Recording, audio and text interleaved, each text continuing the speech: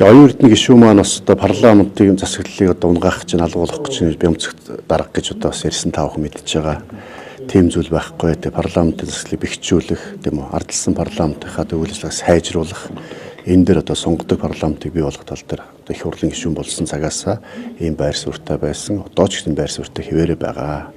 Энэ үүднээсээ парламентын ойлголцлын зүрх тийм бодлого зорилго маань нэг мөртлөө тэр бодлого зорилготой хүрэх тийм үү? Арга зам нь өөр байна.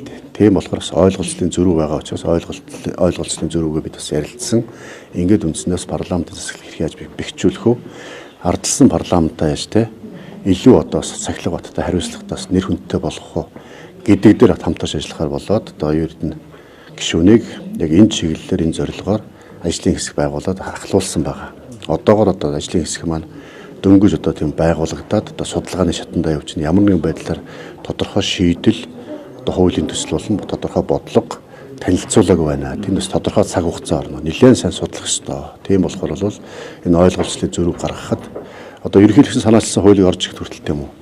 8 хилцүүлэгтэй хуулийн дөнгөж 2 хилцүүлэг явж байхад үндсэндээ хилцэг эсхэн шийдэгдэж байгаа шүү дээ. Тэр үед л өсөл бүх юм эцлээ шийдээд бүх юм дууссан юм шиг байдлаар одоо иргэд олон нийт ойлгож ирсэн үгүй ээ. Одоо цаана 6 хилцүүлэг байж байгаа. Тийм болохоор энэ процесс дуусах хүртэл одоо тийм оюун эрдэнэ гишүүний ажлын хэсэг ажиллана. Энэ процесс донд одоо ийм одоо шийдлүүд байт юм. Олон улсын туршлага ийм байт юм байна. Яг ингээд парламентын засаглалд улам бэхжих юм байна. Ингээд явах юм бол тийм олон нийт ийм парламент итгэх төрд итгэл сэргэх юм байна гэдэг шийдлүүдийг оруулж ирэх ёстой. Үүнийг одоо тийм тэр оруулж ирсэн оюун эрдэнэ ажлын хэсгийн шийдлүүдийг их хурл дээр тэр 6 хилцүүлэг дундас оруулж явж энэ дээр шийдэл гарнаа.